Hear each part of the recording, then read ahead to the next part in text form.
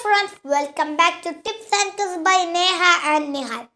Indian സ്വാതന്ത്ര്യ സമരത്തിൽ ഗാന്ധിജിയോടൊപ്പം പ്രധാന പങ്ക് വഹിക്കുകയും സ്വാതന്ത്ര്യം ലഭിച്ചപ്പോൾ ആദ്യ പ്രധാനമന്ത്രിയാവുകയും ചെയ്ത നെഹ്റുവിൻ്റെ ജന്മദിനം ശിശുദിനമായി നാം ആഘോഷിക്കുന്നു. ശിശുദിനവുമായി ബന്ധപ്പെട്ട ഞങ്ങളുടെ പുതിയ വീഡിയോ എല്ലാ കൂട്ടുകാരും കാണുമല്ലോ. നെഹ്റുവിൻ്റെ ജന്മദിനം എന്നാണ്? 1889 നവംബർ 14. നെഹ്റുവിൻ്റെ ജന്മദേശം എവിടെയാണ്? പ്രയാഗ്രാജ്, അലഹാബാദ്. നെഹ്റുവിൻ്റെ പിതാവിൻ്റെ പേരെന്ത്? മോത്തിലാൽ നെഹ്റു.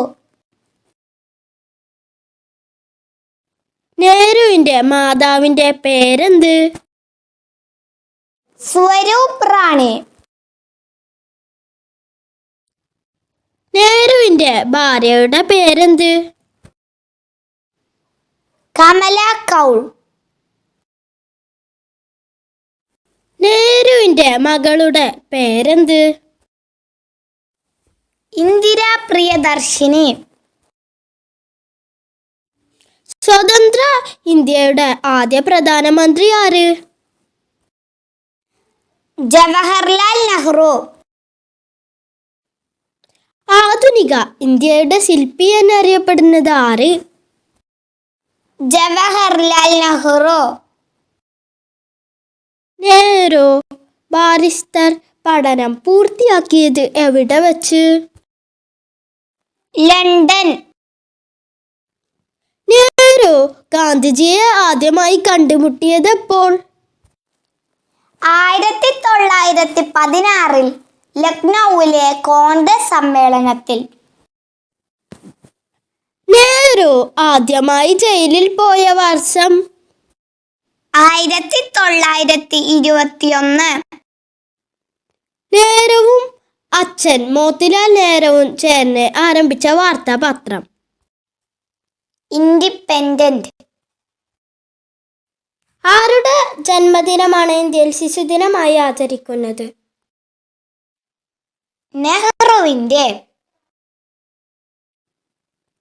1929 ലാഹോർ കോൺഗ്രസ് സമ്മേളനത്തിൽ അധ്യക്ഷം വഹിച്ചത് ആരായിരുന്നു?